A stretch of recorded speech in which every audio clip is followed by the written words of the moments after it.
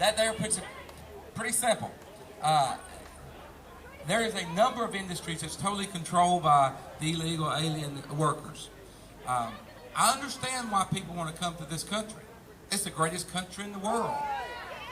A number of us were fortunate enough to be here and born here. A number of y'all were born someplace else and came here the legal way. Makes you no different than the ones that were born here. We're all Americans. Americans are very unique people. That is one reason we are disliked around the world. They are jealous of what the United States of America has accomplished in a very short time of 250 years. Many empires lasted much longer than that, and it's not accomplished near what we have accomplished in this country. And it is the American citizen that when the day they got here, and they came as pilgrims, and they met the American Indians, from that moment there was pride. That pride has grown to what we have now developed as the only superpower left in the world, and it has the greatest people God has ever put on this earth. There are times around the world that it seems like the entire world is against us. Trust me, they are not.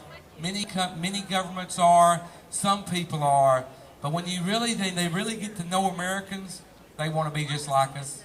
That's why 5 million of them a year stream over our borders, not only from South America, not only from Mexico, but from every single country on earth.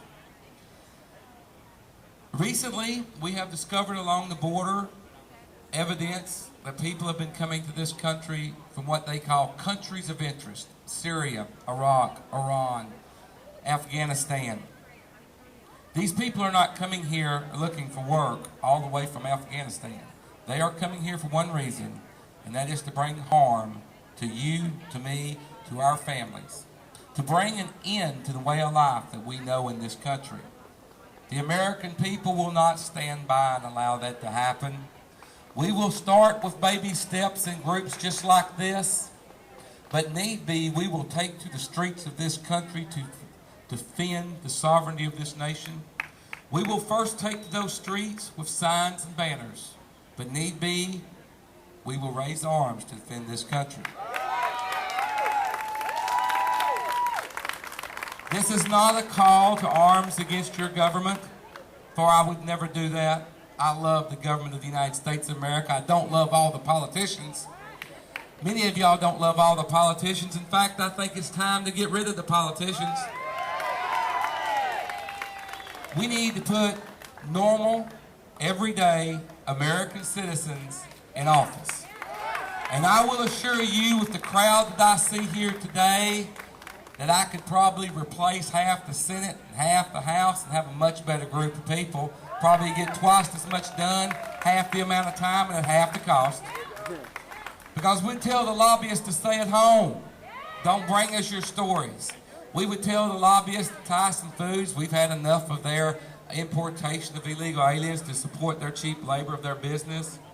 We would tell these other companies such as Ford, stop supporting illegal aliens, start supporting Americans. We would send down laws to tell cities that if you are supporting a sanctuary city, we'll cut off federal funds to you. Because we cannot continue at this rate. The federal government, back in the 1970s, told cities and states you must lower your speed limit to 55 miles an hour or we'll cut off federal funding. They told states for years, your people who ride motorcycles must wear a helmet or we'll cut off your federal funding. Well, when are they going to tell the states, if you continue to support the illegal immigrants and the illegal invasion of this country, we're going to cut off your federal funding? When are they going to do that? George Bush, make that announcement tonight.